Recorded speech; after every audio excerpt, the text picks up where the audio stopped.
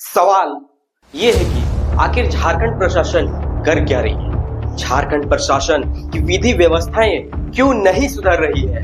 सवाल ये है कि आखिर झारखंड सरकार इस विधि व्यवस्था को लेकर चिंतित क्यों नहीं है। सवाल ये भी है कि झारखंड की विधि व्यवस्था आखिर इतने निचले पायदान पर कैसे चली गई। सवाल ये भी है कि आखिर झारखंड की विधि व्यवस्था कब तक सुधरेंगी और झारखंड का क्राइम रेट कब तक घटेगा।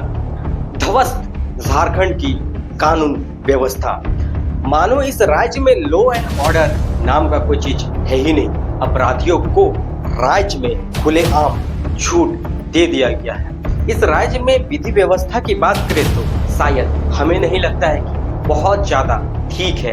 खुलेआम मर्डर, खुलेआम गोली बारूद जैसी घटनाएं इन दिनों आम सा होता जा रहा है। झारखंड में अपराधियों को मानो तो शायद ऐसा लगता ही नहीं है कि उनको प्रशासन से डर लगता है। झारखंड में हत्या एकदम आम सा होता जा रहा है। आए दिन दहाड़े चौक चौराहे पर भी गोलियां चला दी जा रही है। लोगों की जान ले ली जा रही है। लोगों का गला तक रेत दिया जा रहा है।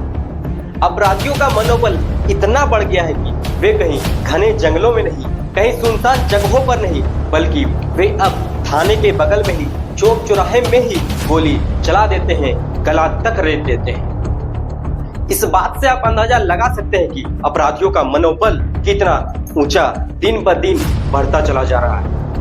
आप इस तरह के अंजाम के बाद से आप ये अंदाजा लगा सकते हैं कि झारखंड में अपराधियों का मनोबल कितना ऊंचा है।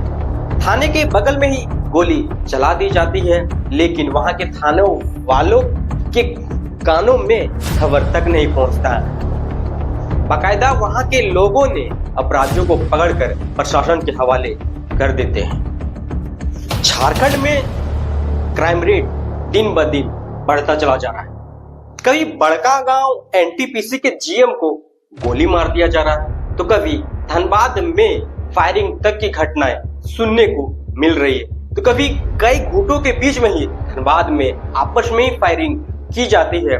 आप इस बात से अंदाजा लगा सकते हैं कि इस राज्य के अंदर लॉ एंड ऑर्डर कितना फॉलो किया जाता है। आखिर इन अपराधियों का मनोबल इतना ऊंचा कैसे बढ़ गया है कि वे इस तरह के घटना का अंजाम दे देते हैं। पिछले कई सालों की बात करें तो क्राइम रेट के मामले में झारखंड नंबर 1 पर है। द टाइम्स ऑफ इंडिया 2021 के मुताबिक रेट ऑफ मर्डर में झारखंड नंबर 1 पर था।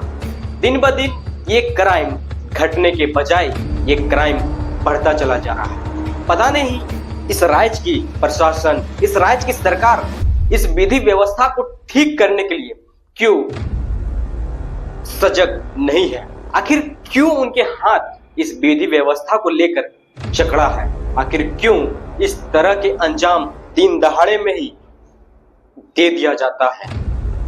ये सारी बात हम इसलिए कह रहे हैं क्योंकि झारखंड में, इस राज्य में कुछ दिनों से, कुछ साल से विधि व्यवस्था बिल्कुल संतुलित नहीं है।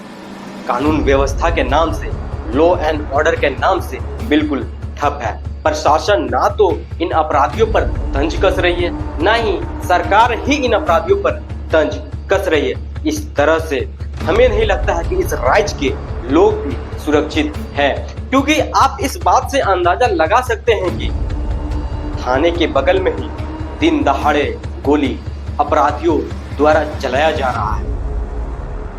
रांची में ऐसे ही एक घटना हुआ। रांची में भाजपा नेता टाइगर अनिल महतो को अपराधियों ने दिन दहाड़े कान पट्टी पर सटाकर ही गोली मार दी है। फिलहाल की बात करें तो पूरे भारत में क्राइम कैपिटल की बात करें तो वो झारखंड है, और झारखंड में कहीं सबसे ज्यादा इस तरह की घटना का अंजाम दिया जाता है तो वे रांची है। रांची जबकि इस राज्य की राजधानी है, वहां से पूरी राज्य की विधि व्यवस्था को कंट्रोल किया जाता है, वहीं से पूरा कंट्रोल सिस्टम को चलाया जाता है। सवाल है झारखंड की सरकार से, आखिर कब तक चलेंगी इस तरह आखिर कब तक झारखंड की विधि व्यवस्था पर सुधार किया जाएगा? आखिर कब तक झारखंड के अपराधियों पर झारखंड सरकार और झारखंड सरकार के प्रशासन तंज कसेंगी? फिलहाल के लिए जोहार, मिलते हैं किसी नेक्स्ट वीडियो में।